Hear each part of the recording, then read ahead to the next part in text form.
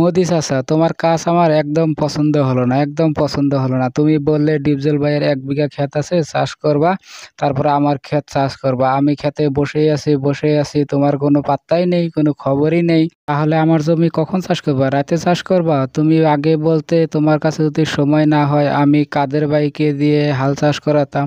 তোমার এখন সময় নাই, তুমি এখন হে কাজ করেই যাচ্ছ।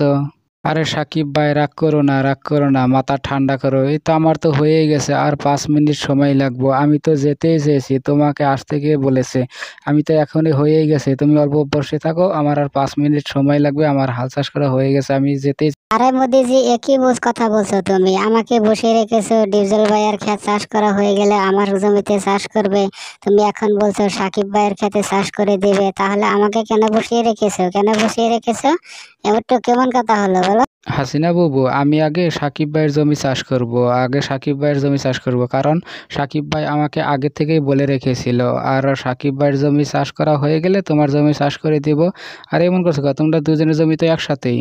মোদিজি, কথা হলো তুমি আমাকে 2 ঘন্টা ধরে কেন বসিয়ে রেখেছো? তুমি প্রথমে বলেছো যে ডিপজল ভাইয়ের জমি চাষ হয়ে গেলে তোমার জমি চাষ করে দিব, আর তুমি এখন বলছো সাকিব ভাইয়ের জমি চাষ করে দিবে।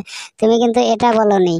আর তুমি তাহলে আমাকে কেন বসিয়ে রেখেছো? এটা কিন্তু একদম ঠিক করছো না মোদিজি। হাসিনা বাবু, তুমি ঠিক কথা বলেছো, কিন্তু সাকিব ভাই এখানে এসে যাবে এটা কিন্তু আমার জানা ছিল না।